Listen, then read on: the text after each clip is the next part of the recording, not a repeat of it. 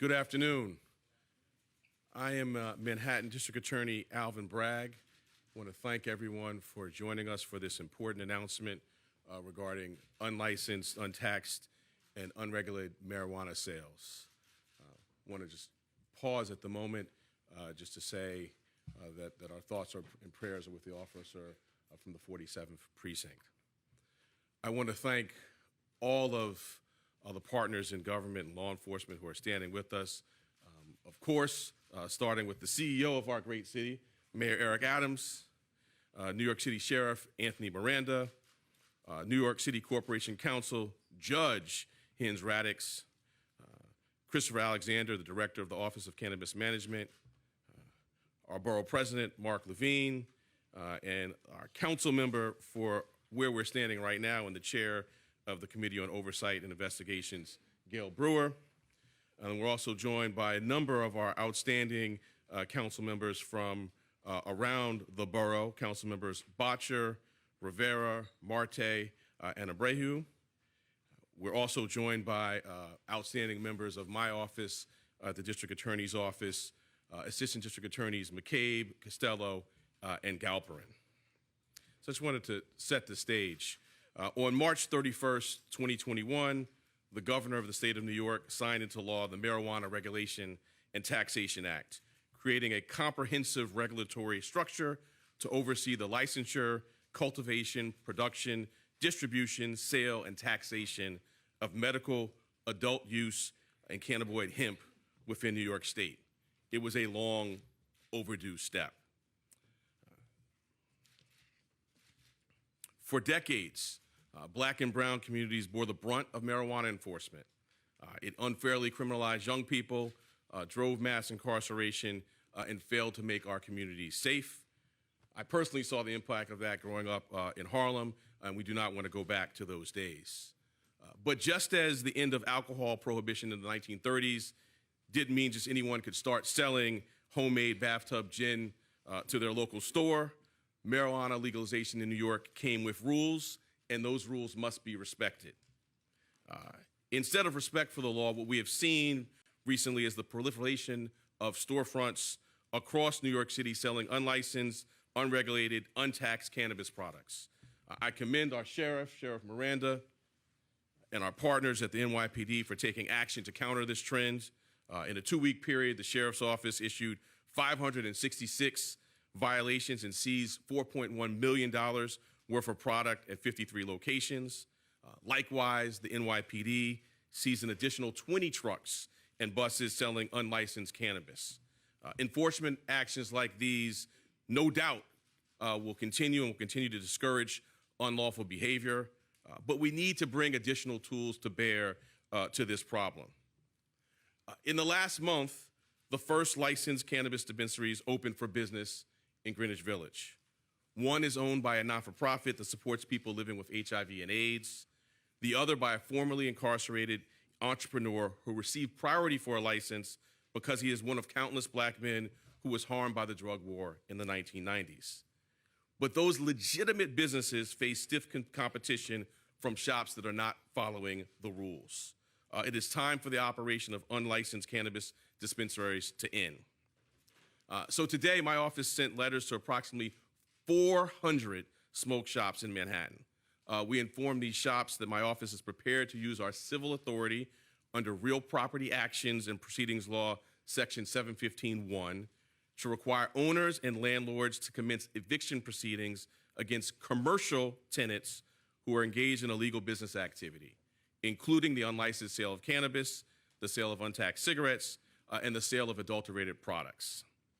If owners and landlords fail to initiate timely eviction proceedings against these commercial tenants that are in violation of the law, or fail to prosecute those proceedings diligently, my office is prepared to take over and pursue eviction proceedings. While we are not ruling out criminal prosecutions for tax evasion, money laundering, or the sale of cannabis to minors, the focus of this initiative at this time is civil enforcement. We want to give New York's legal cannabis market a fair chance to thrive and give New Yorkers the security of knowing that a safe, orderly system is in place for cannabis dispensaries. Advocates fought hard to to put racial equity at the center of New York's cannabis legalization regime. Past convictions were automatically expunged or suppressed. People with past convictions for marijuana and their family members are being given priority for these licenses. 50% of licenses are set aside to social and economic equity applicants. The state created an incubator program to encourage these applicants and provide technical assistance to first-time small business owners. And very importantly, 40% of the tax revenues from legal cannabis will be invested back into communities that were most harmed by prohibition. Those who flout the cannabis tax laws and regulations are robbing the very communities that suffered from marijuana criminalization for decades. Communities that are finally on the cusp of benefiting from a just and equitable system. We cannot allow that. I will not allow that. I hope to see full cooperation from building owners and commercial landlords as we pursue this education and criminal enforcement strategy. Together, we can level the playing field for New York's legal cannabis market and deliver on the promise of equity and fairness that legalization advocates fought so long and hard for. I now want to turn the podium over to the CEO of our great city, Mayor Eric Adams. Thank you. Good job, brother. Good job. I like to say the pilot. You know, we're all passengers on this plane, right, Marsha? This is just good coordination, and it's really about what you're seeing, and I hope is a hallmark of this cohort of electeds, particularly with the district attorney, as we continue to combine the use and the powers of our offices to go after those things that historically we attempted to fight in silos. What the district attorney is doing around mental health is just really a compliment to what our goals are, getting those who are living on the streets or in households that don't have the services they need. And now we're looking at the issue of cannabis. Just a few weeks ago, we saw the opening of a few locations, and we saw an overproliferation of those who thought they were going to skirt the law. And there's a few dynamics to that. I think proper education is at the hallmark of what we must do. When you read and state that marijuana is legal, many people took it that you can just open up a location anywhere you want, and that is why we started with a level of education. We wanted to let people know that you can't just open a shop. And then the real partnership with our lawmakers. Councilwoman Gail Brewer has been very clear of the large number of locations that have opened in her district. The borough president of Manhattan has also joined that. The local electeds that are here with us today have also pointed out these locations. And these locations, believe it or not, if you do an analysis, they're starting to feed robbery patterns. People realize that this is a cash business. They are targeting these businesses, and it is causing a level of robbery in these locations. So this holistic civil approach is also going to be connected to a public safety mechanism as well. You can't just open a shop and sell marijuana. There are rules, and we must abide by those rules in a very real way. And I was remiss, but I also want to thank you, District Attorney, and join your call, our prayers with the officer from the 47th Precinct. I communicated earlier with the police commissioner, and our hearts and prayers are with him and his family. And as we get new information, we will keep everyone up to date. This is what this administration is zeroing in on, and the Sheriff Anthony Miranda has really brought an approach of how we confiscate, educate, and not focus on incarcerate. That is not our goal. Our goal is not to turn one punitive approach to marijuana possession into another punitive approach. But we're very clear on those who are having high volumes and are attempting to skirt the law. We're going to use every level of government to address this. Legalizing cannabis was a major step forward, but we're not going to sit back and watch that progression go up in smoke, because people want to emerge in an illegal market, especially when so many of them are selling unlawful and unlicensed products that could seriously harm consumers. These products are not tested. In some cases, they could be laced with fentanyl. These are dangerous products, and the public must be aware of that. And New Yorkers have had enough. They've sent a loud and clear message that these illegal smoke shops are on notice, and we're giving that notice today. They will be evicted. In many cases, those supplies that they're selling illegally, if it's over the legal amount, they're going to be confiscated. And there could also get an additional $5,000 penalty against them, including any type of legal payments that they have to have. And so the team has been focusing on this. The district attorney, the police department, our sheriffs, our Agency of Workers Protection, we've all focused on this with the assistance of our local electors. And so these letters of notice are just one piece of our ongoing cannabis enforcement plan. We wanted to meet this immediately before it continues to spread throughout our entire city. We keep a database of locations. When our patrol forces identify a location, we keep a database on it, and we're going to continue to evolve on how we're going to carry out our enforcement. So today we are also taking direct actions against 4 unlicensed smoke shops in the 9th Precinct. The Corporation Counsel, Judge Radix, will go into that. These individuals have been selling cannabis without a license and were illegally selling products to underage auxiliary officers as part of our test cases. And so those who are selling illegal cannabis, they have no regard if you're selling it to minors or anyone else. This is a real issue that we are zeroing in on. And we're not going to stand by while illegal outlets sell drugs and vapes to our children, while simultaneously undermining an emerging industry that can provide jobs and justice for adults. This justice and jobs that we have fought for years. And we're not going to only use the tool of eviction. We're going to use the tool of proper enforcement, and that is why many of these initiatives are taking place at once.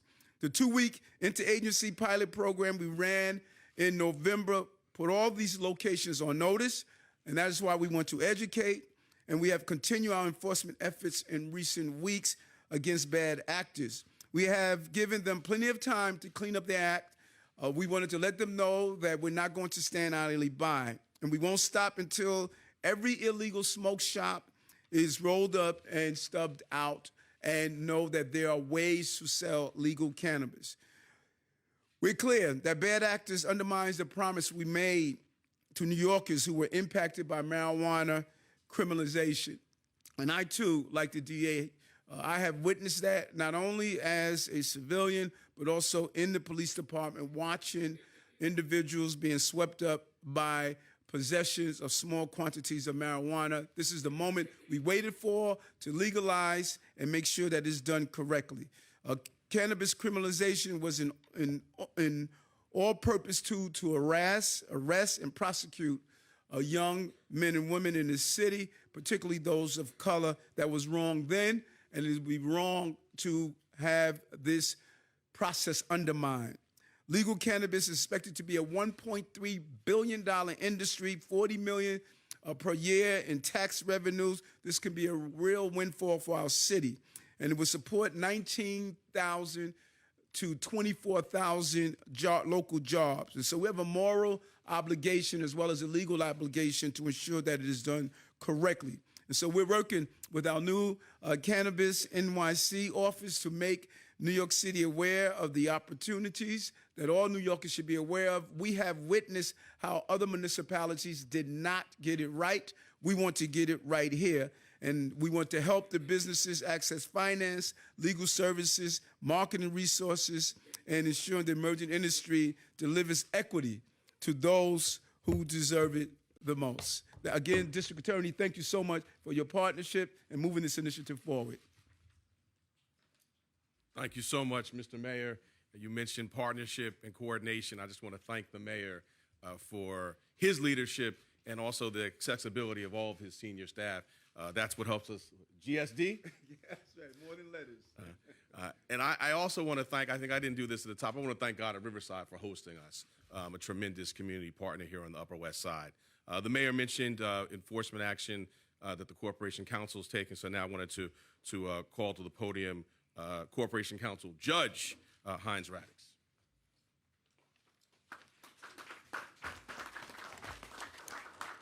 Good afternoon, everybody. Thank you, Mayor Adams and DA Bragg and Sheriff Miranda and Chief Madry from PD for this collaboration to improve the quality of life for New Yorkers. Together, we will ensure the growing serious problem that we face with unlicensed cannabis sales is abated, and that business owners are held accountable for flouting the law. In addition to the good work that DA Bragg and the sheriff put the smoke shops on notice, the NYPD, pursuant to a designation from the Corporation Council, filed a nuisance abatement, at least 4 nuisance abatement cases today. The East Village community raised complaints with the NYPD, and working with the law department, the city took action. The Marijuana Regulation and Taxation Act, as stated by DA Bragg, created comprehensive regulations for the sale of medical adult use cannabis. The law is grounded in best practices for public health and safety, including keeping cannabis products out of the hands of youth and establishing product quality and safety guidelines.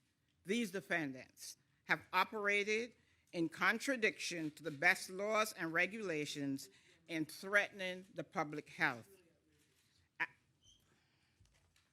As detailed in our complaints on 3 separate occasions at each location between December 15th of 2022 and as recently as December 22nd of 2022, a plainclothes officer observed an undercover auxiliary officer under the age of 21 purchased cannabis from these defendant smoke shops. The sales included blunts, Mylar bags of cannabis, labeled Savage New Year, yellow fruit stripes, premium rolled 2020 Future bubble gum, and Dove Garden Oreos. These prices range from $25 to $30. The NYPD tested the cannabis. And let me highlight for you.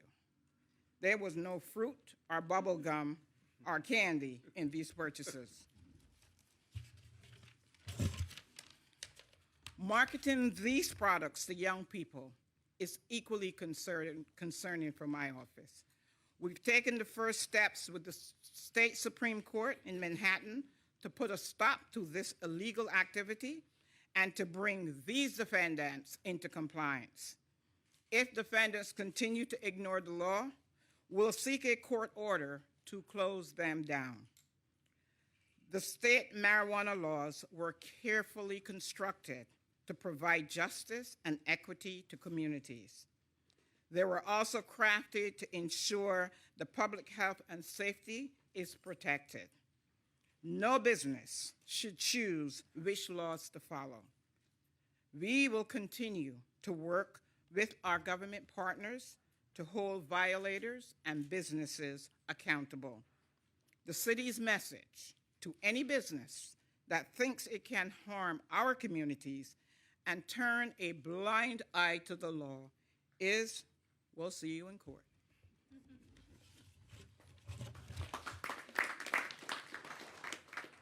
Thank you, Judge. We'll now hear from Christopher Alexander, the Executive Director of the New York State Office of Cannabis Management.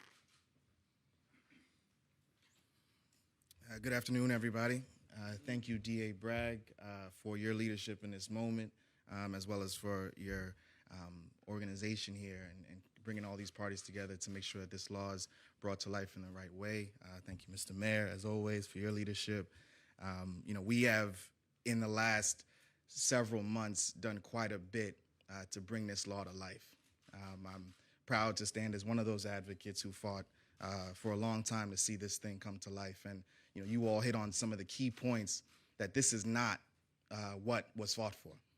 These businesses that are skirting our rules, selling products attracted to minors, selling products to minors, doing so without reinvesting meaningfully in the communities in which they operate, not allowing the revenue to go back to the communities that have been impacted, all violate both both the laws on the books, on the state cannabis law, state tax law, municipal law, penal law, but also the principle under the MRTA.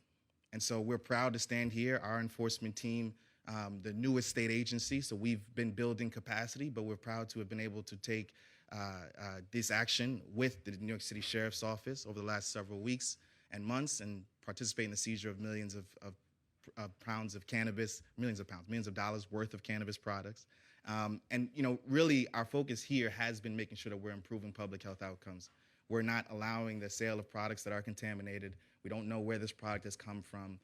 In many cases, we've heard products coming from out-of-state operators who failed testing in their states and are selling that product here to be sold on the streets of New York. And most of all, these products and these stores continue to confuse consumers who had thought that legalization, as it came to New York State, would look a certain kind of way. This is not it. We're proud to have opened the first 2 dispensaries.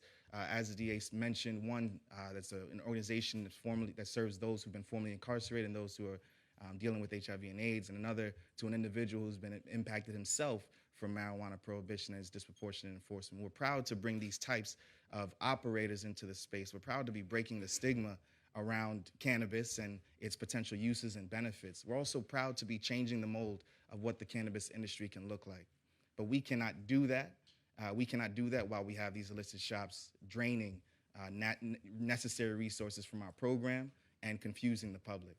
So we are really eager to continue to take on this work. The governor, who has done the most to support our program coming to life, including making sure the Office of Cannabis Management has all the resources that it needs, and we're still growing to capacity. But in the meantime, we've had to lean and work really collaboratively with our local partners. And so this model here that you are laying out, DA Bragg, is one that I hope is replicated across the state.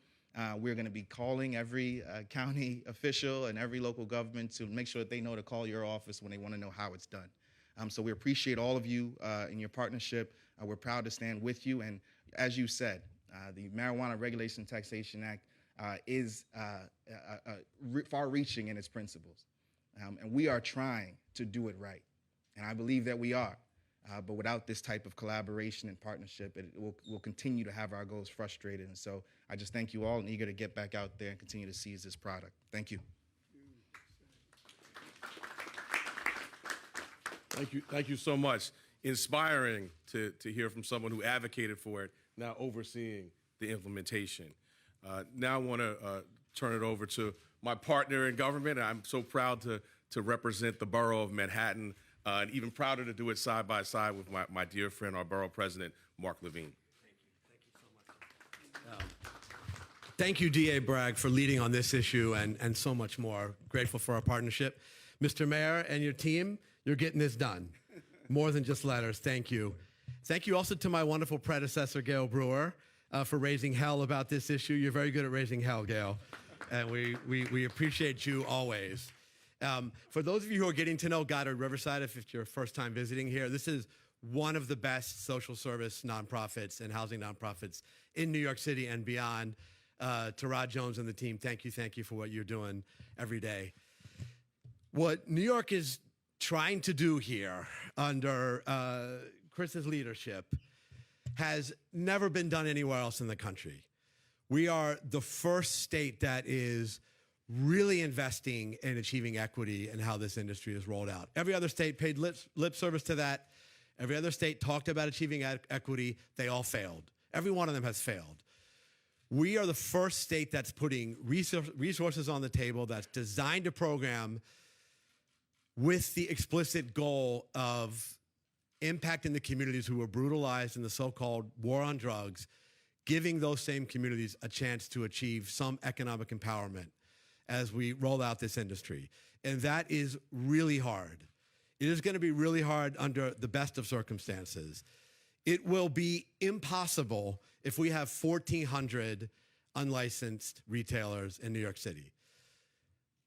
That equity play will not succeed, and we have got to act. We have not succeeded yet. The sheriff has led, I think, hundreds of enforcement actions at this point, and we thank you for that. And you've been seizing product, and you've been levying fines, and the stores are still there. Why is that? They're making so much money that they are seeing the lost product and the fines they're paying as just a cost of doing business. And they're continuing to operate. Now, this strategy of taking their leases, that's at a whole nother level. And we know from more difficult times in the 70s, 80s, and 90s that actually works. And I do believe this will work. So I commend the entire team for taking this step. This also matters to consumers. As Chris said, if you're buying from an illicit operator, you have no idea what you're putting in your body. You really don't. You are taking a risk.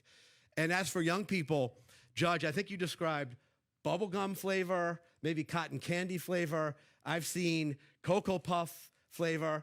Who are those meant to sell to? We all know. Those are deliberately targeting kids, and kids are buying from those stores. Make no mistake. There are people under 21 who are in our city who are buying from those illicit stores. That's not happening in the licensed dispensaries. Finally, this is also a problem for neighborhoods because, as the mayor mentioned, these are magnets for robberies. They have so much cash on hand, like potentially like tens of thousands of dollars of cash on hand. And so they are targets, and that is making neighborhoods less safe. So for all of these reasons, we have to act. I am very proud of this team, this coalition that's come together. This is really important, and I'm looking forward to us getting this done. Thank you, everybody. Thank you. Thank you, Mr. Borough President. So who better to end with than our council member? We're on the Upper West Side for a reason, Councilmember Brewer. I think the Borough President said raising hell. Certainly you've been leading on this issue, and we've seen what you've done up and down the Upper West Side. So the tireless Councilmember Gail Brewer. Thank you very much, D.A. Bragg, and for your amazing work and your staff. And I want to thank the mayor. You know, the mayor, you're wonderful, but you know who's even better is Sheriff Miranda. He is fabulous. Just want to let you know. I am delighted to be at Garden Riverside. I want to echo what the borough president said about Rod Jones. It's great to be here. So the reason that I became involved in this is that if you walk around from 54th to 108th Street, I started to see these pop-up smoke shops. And so we sent out interns. I'm known as the intern queen. We have a lot of interns. And so they went from 54th last year to 108th Street, and they found 61, and now there are 63 smoke shops. I swear there were only 6 or 7 a year before. And about half of them, we think, at that moment last year, probably more now, were selling illegally. I must admit, I wanted to see, so you know, I go into a smoke shop around midnight on 86th Street. There's a woman sitting there with her friend, and I like, what in hell's name am I going to say? Because I don't know what to say. So I said, my bones hurt, because, you know, I'm old. And she said, what do you need? So I knew that that meant that there was something under the counter. That's pretty common for all of these.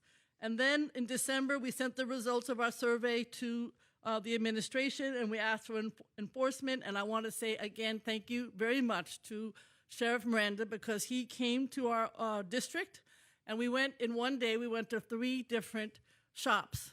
It was very interesting, because you go to one shop, all of a sudden, all the other shops in the area are closed for lunch, because the person who is in that shop knows all the other shops, and they didn't want to get busted, so they all closed.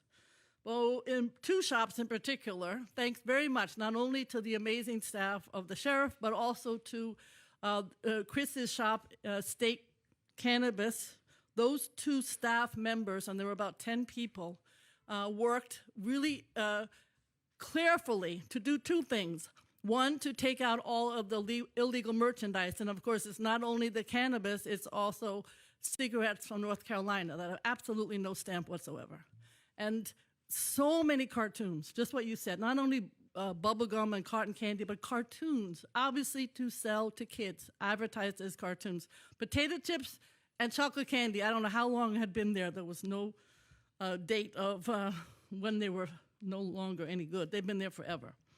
So the issue was those two staff members worked and brought out in one case about 18 carefully marked bags, in another case about 20 carefully marked bags of illegal product. And I also want to thank Mr. Mayor, Consumer and Worker Protection, because they had also been there trying a few days earlier to get to make sure that they had summonses.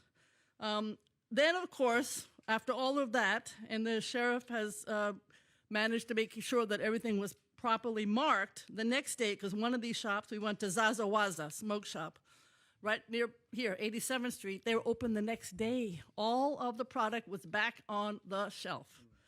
And so the question is, thank you, Mr. Everybody here, the mayor and the district attorney, because we do need to think of what we're going to do with the owners, I think, of these shops, because we cannot deal with 1,400 in this way. I'm a true believer, as everyone here is, in making sure that the legal shops that have gone through the state process have a chance of making it. And I believe even down in the village, the ones that are near Housing Works, there are 11 illegal shops right near there. So we have to make sure that these illegal shops do not exist, because the legal ones need to make it. And second, the schools. I have many high schools in my district. We all have high schools. All my colleagues, the mayor, everybody has high schools, and the kids are vaping. And it is not good for the kids, it's not good for academics, not good for our city. And I saw underage kids. They looked like they were 12 the other day in Zazuwaza. So it's on all levels a really bad thing. Also, some of these smoke shops are going within 500 feet of a high school and 200 feet of faith-based. And you know what? No liquor store does that. No restaurant does that sells liquor. They know not to do this, but these shops just do it. So I'm here to say thank you, because the process of giving summonses, which the sheriff does so articulately and does so well, I want to add what the mayor said. Every time we're with the sheriff, he talks wonderfully to the owners and the merchants. Usually it's somebody who's, I don't know, in their 20s, who is not the owner, always polite. We're not after incarceration. We're after, this is not legal. We're not after incarceration, and he makes that very clear. But if we go the oath route, which is the administrative way where the summonses need to be responded, it's a very long process. They have 90 days to respond, and then, of course, the owners of the shop can make that even longer. So thank you, Mr. District Attorney, for finding another way to close down these damn smoke shops. Thank you.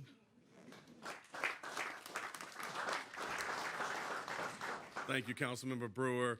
I just wanted to end on a note of gratitude for all of our other council members. I acknowledged them at the beginning, but just wanted to do it again. Council members Botcher, Rivera, Marte, and Abreu, who are on the front lines fighting these smoke shops in their districts. This is a borough-wide initiative. We're all locking arms on this, and I thank them for that. And I also wanted to, again, thank my team and pass on all the praise that was given to me to the career lawyers in my office who are going to be doing all the work on this, ADAs Robin McCabe, Rick Costello, and Gary Galperin. And On-topic questions. Let's start with Steve. Hi, DA, how are you? The question comes to mind here. Is your office prepared to take 400 some shops to court and go through eviction proceedings that can often get complicated? You'll have to prove the landlord knew that illegal behavior was happening. Is there the capacity in your office in the city to take hundreds of shops to court, or is this just bluster? well, the first hope is that putting people on notice, as we're doing today in this fashion, those commercial landlords, that they will heed that warning. And then after that, this is what we do. We enforce the law every day ably through 500 career prosecutors. And so we will do what we do in other matters. We'll look at the data, we'll look at the evidence, we'll look at where things are most acute. Councilmember Brewer mentioned the cluster around the two that are operating legally. That area certainly is a primary concern. Other clusters we'll look at. The mayor mentioned as I think our borough president, the magnet for other criminal activity, the robberies we've seen. So those are the kind of, this is what we do in the New York County DA's office. So those are the kind of issues and considerations we'll look at to do priorities. Reading between the lines here, it sounds like you need to prioritize cases. You're not going to take everyone to court.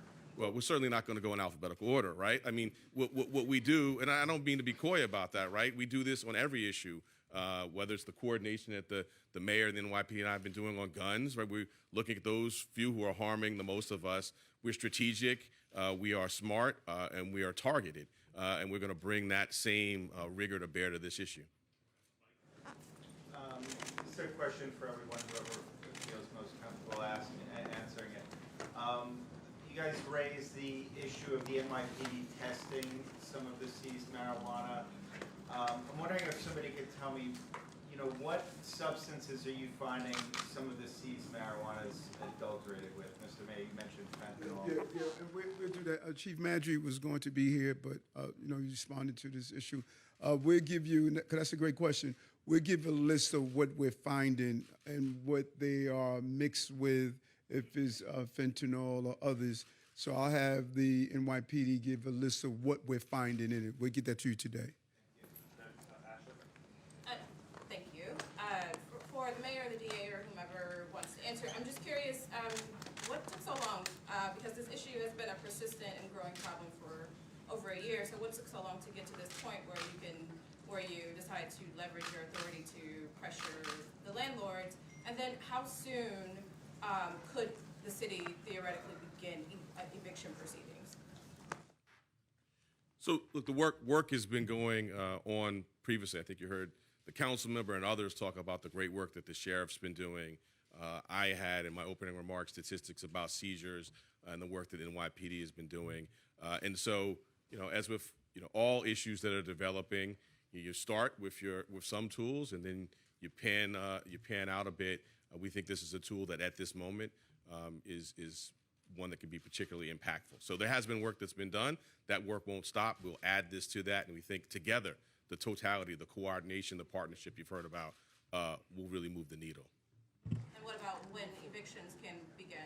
So, as with all litigations and all initiatives of this, it's going to be very fact-borne. So we start today. I mean, I will say my hope is to not have to bring a matter, right? But hopefully the commercial landlords will understand that they've been put on notice, understand what we've laid out in the statute, and will want to,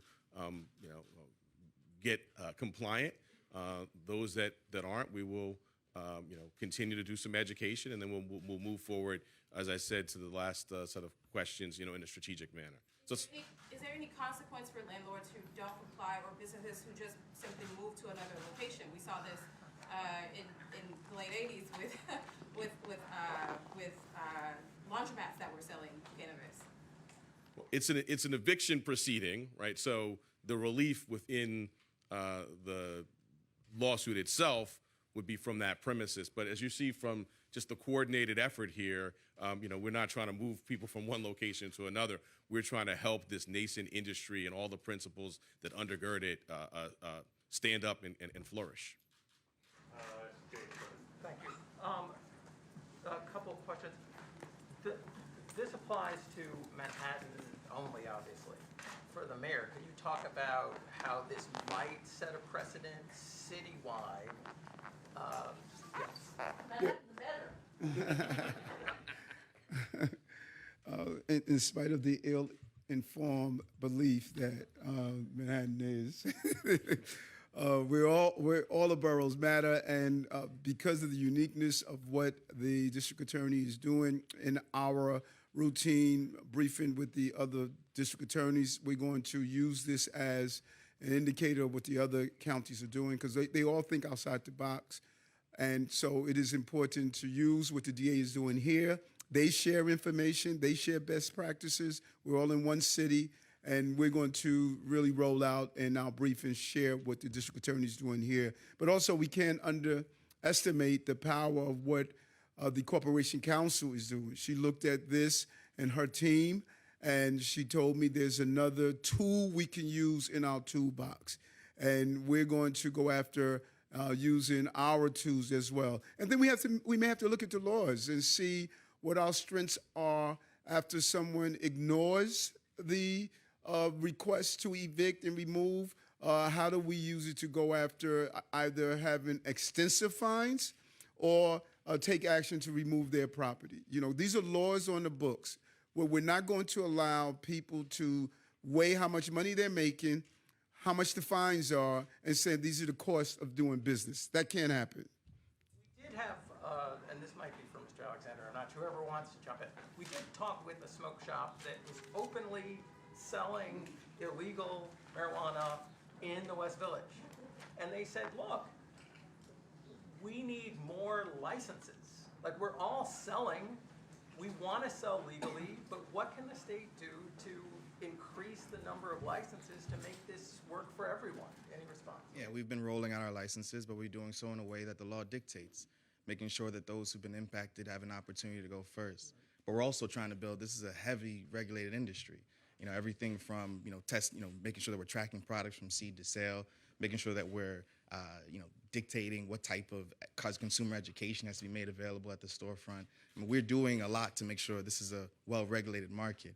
And so to folks who are going now and asking the question, why not just give us a license? Well, you've obviously demonstrated your ability to maintain compliance. And so that's a criteria of examining whether or not someone should get a license. So, I mean, we agree. We got to keep going. We've been at this now for a year, and we've been rolling out our program. While folks have seen the 2 dispensaries, we've issued 300 licenses. We've also drafted regulations, built up an agency, and been running across the state educating folks about these opportunities that are coming.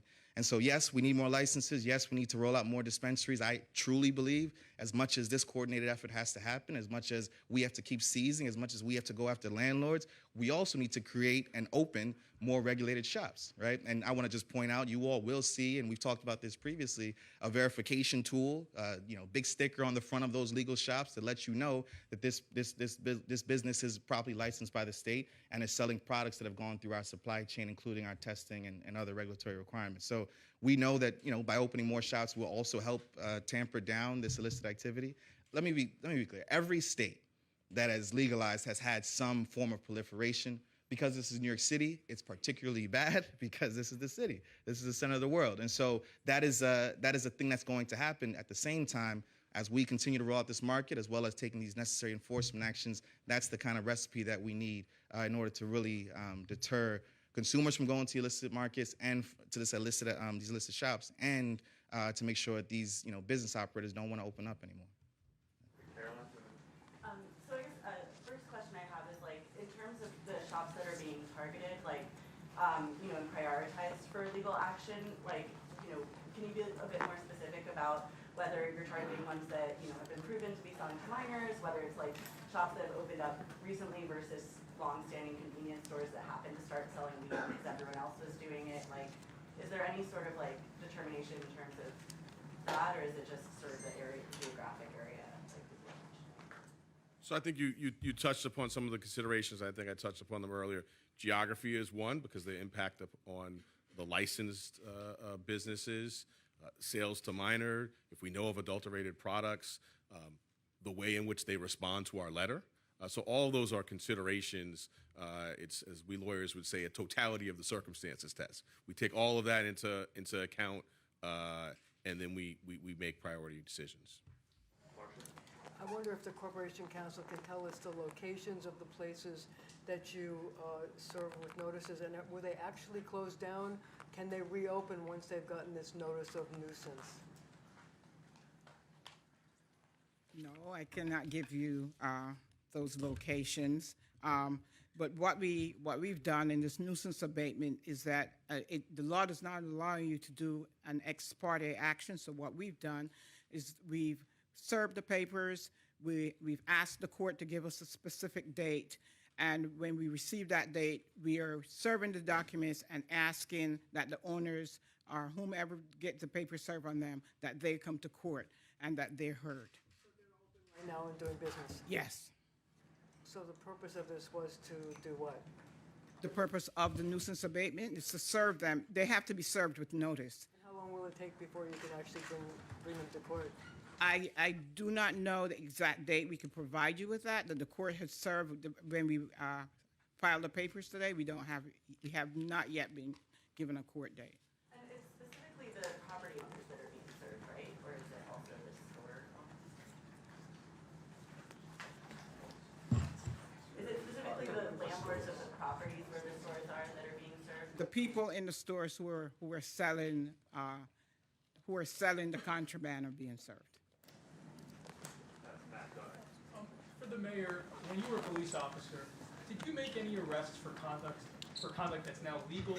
And do you regret that? The same question for the district attorney. When you were a prosecutor, when you were a line prosecutor, did you prosecute anyone for conduct that's now legal, and how do you feel about that? No.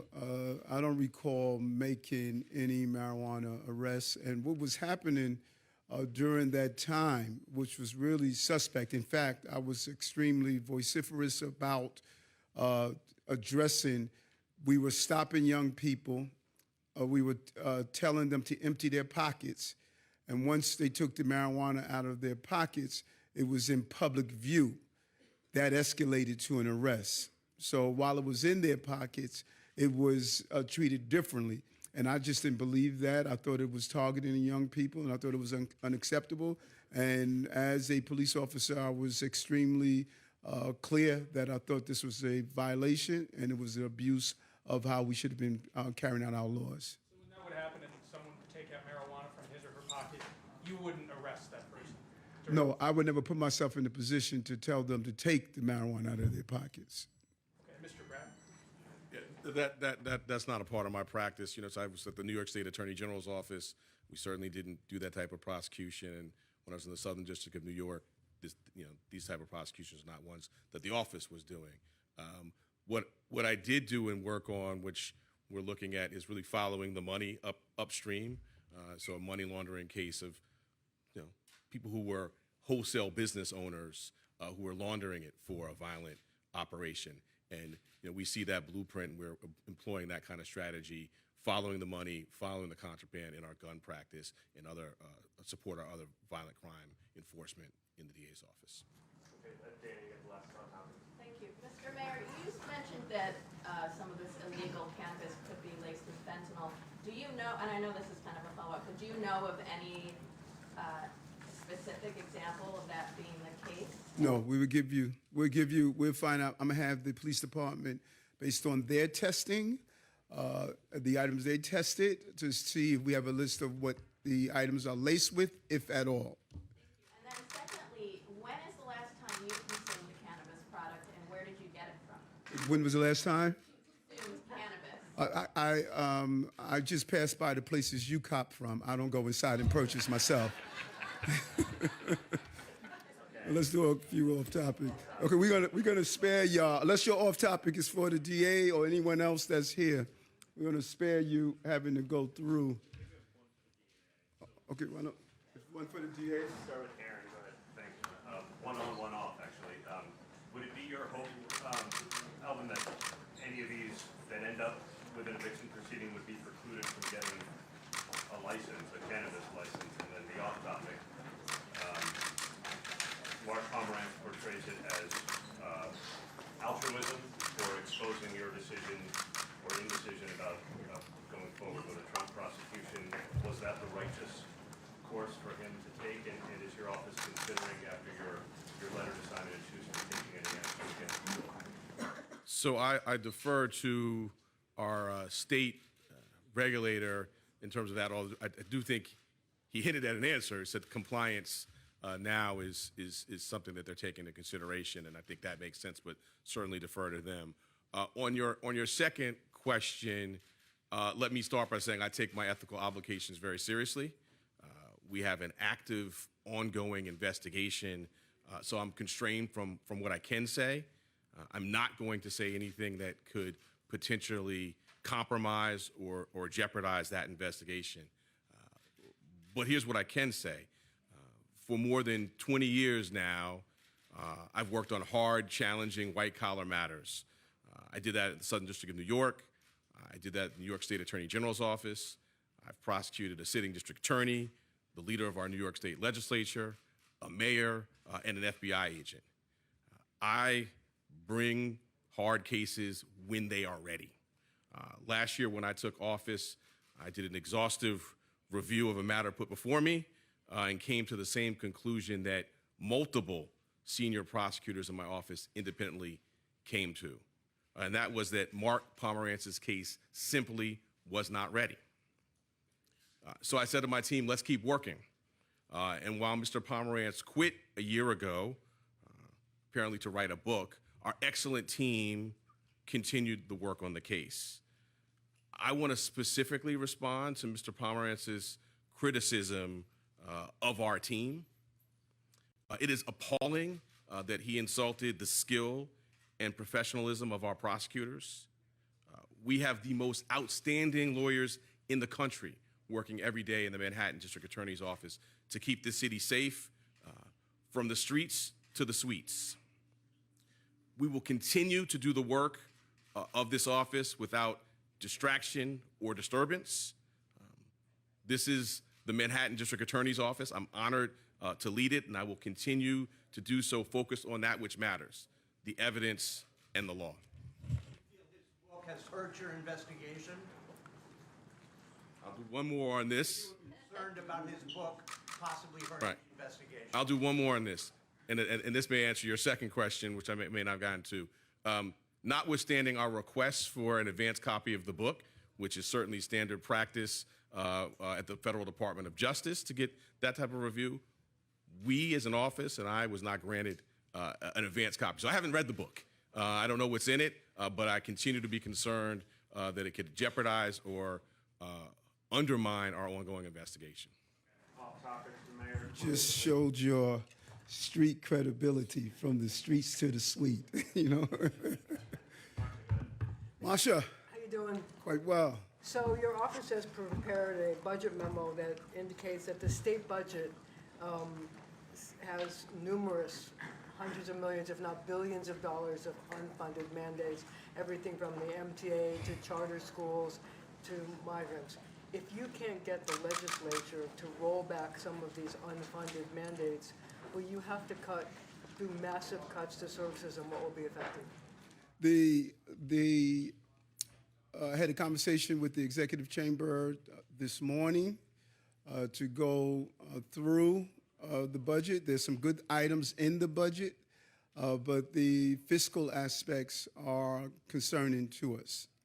And I believe that those of you who have covered this administration, you would somewhat agree that fiscal prudence is what the hallmark of this administration. We did a PEG, not once, but twice.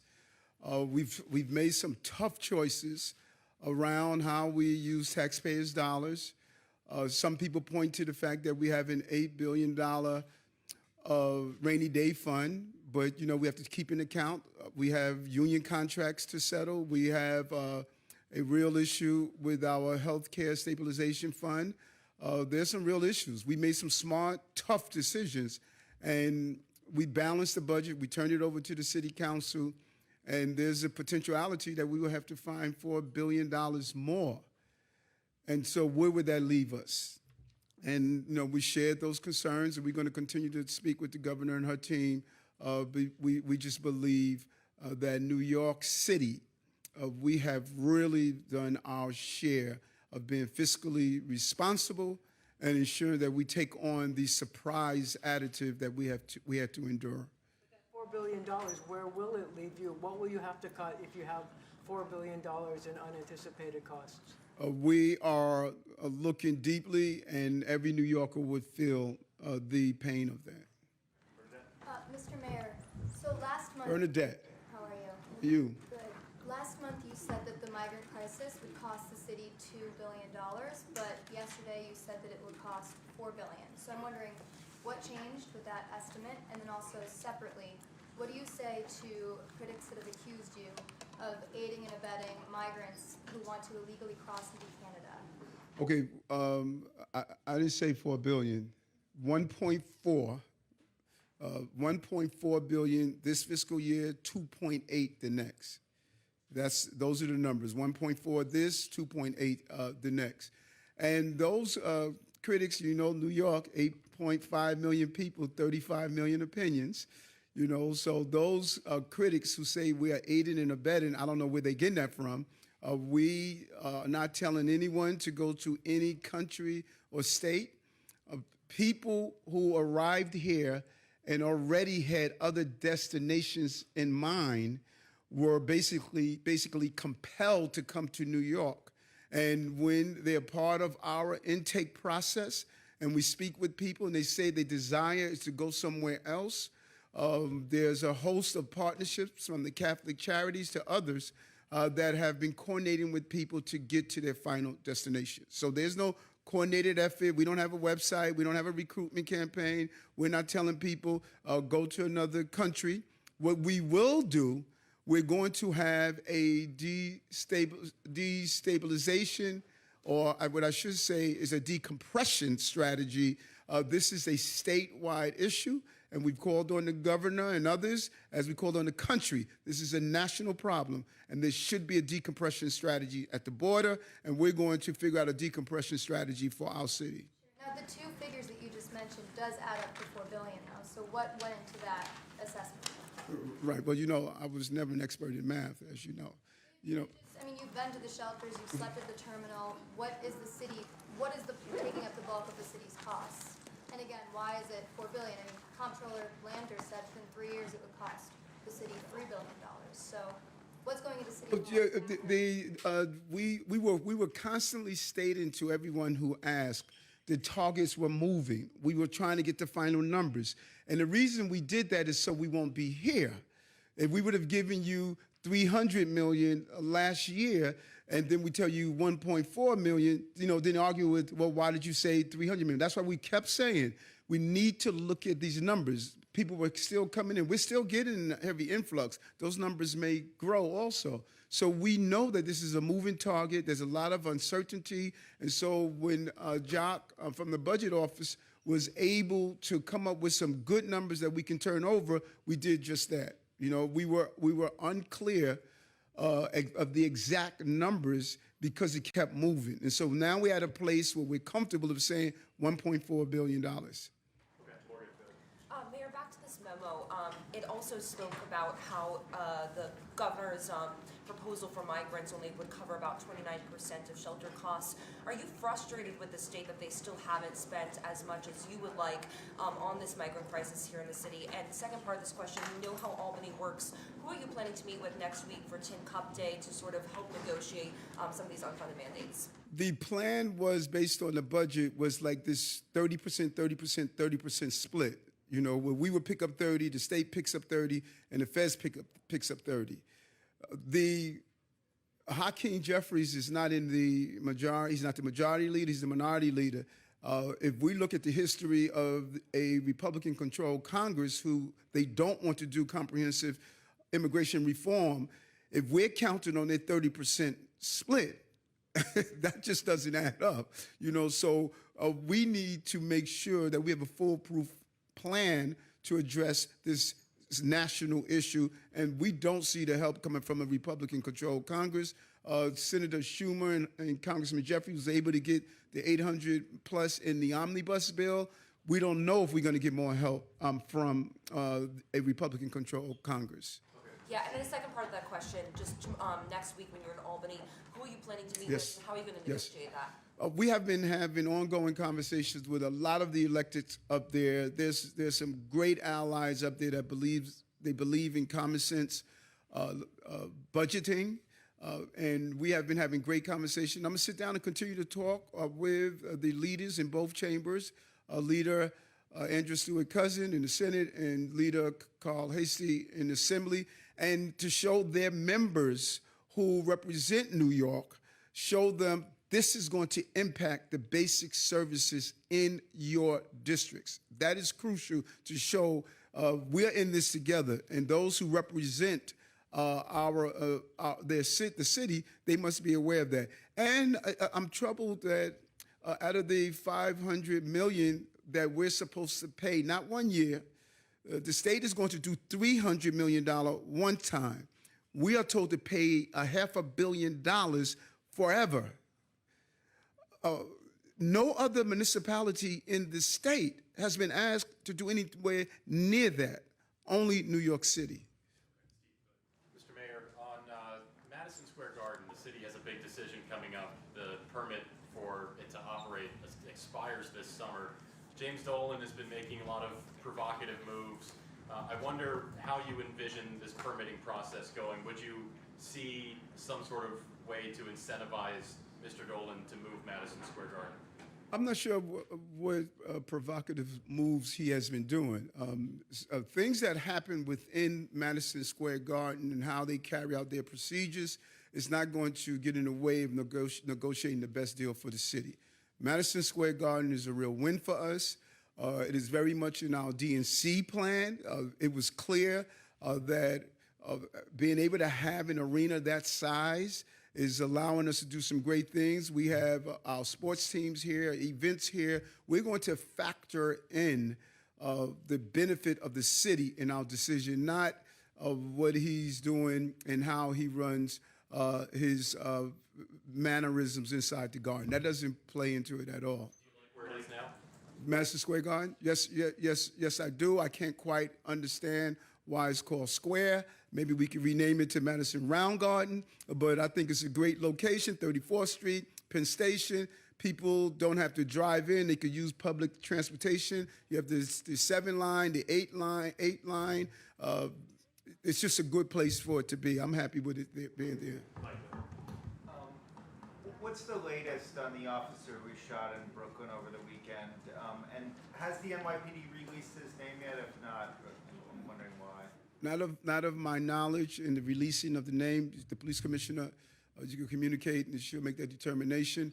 We're still we're prayerful. We're hoping that he's able to pull through. The family's advised on whatever medical decision they want to make, but we're hopeful. This was a cowardly act. Where I just want to take my hat off to those officers who worked around the clock, did not sleep.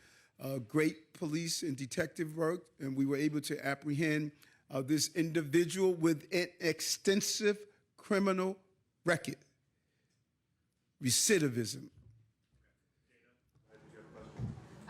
You gave Dana 2 questions. Interesting. To follow up on the question regarding Madison Square Garden, I mean, you do have a lever at your disposal to exact some sort of concession from MSG with its operating permit. Is there anything you want them to do in exchange for letting them continue to operate and make a ton of money there? Yes, we're going to be a hard negotiator for the people of the city to get the best deal for the people of the city. And in no way am I saying that we're not going to do that. Any use of city resources, we're going to be a hard negotiator. But it's not going to be based on the win-loss record of the New York Knicks. It's going to be based on what's the best deal for the city. Mr. Mayor, going to the State of the Union tonight. Well, is this your first time, first of all? Yes. It's second, are you planning on having any conversations with the White House about migrant funding? Every time I see the White House, I talk about migrant funding. We're going to continue to press that this is a national issue and we must come up with a national solution. Mr. Mayor, given that New York City is paying for transportation for migrants to the Canadian border, is your criticism of Colorado Governor Polis hypocritical? Why or why not? And have you reached out to Canadian officials to coordinate this issue? Okay, so we should be clear because I don't want it to be misprinted. We are not coordinating with anyone to go to Canada. We're not doing that. There's no role that the city is playing to tell migrants to go to Canada. Part of our intake process is to speak with people to find out their needs, to find out to do an evaluation. If their determination, as I stated over and over again in every presser that we sent out, the reticketing process is part of our process of how we're going to assist migrants. Migrants were forced to come to New York. Many of them did not want to come to New York. The substantial number stayed here, but many did not want to come here. They wanted to go somewhere else. They were not given that option. And so, unlike other municipalities, we are speaking to people, interacting with them, and say, what are your needs? Hey, we have family somewhere else. That's where we want to go. We want to help them connect with their family members. Okay, Mayor's got a balance. Thank you. Thank you. Do you have any more information about the cop who was shot in the 4-7? No, I'm going to reach out to the Commissioner. Do you support federal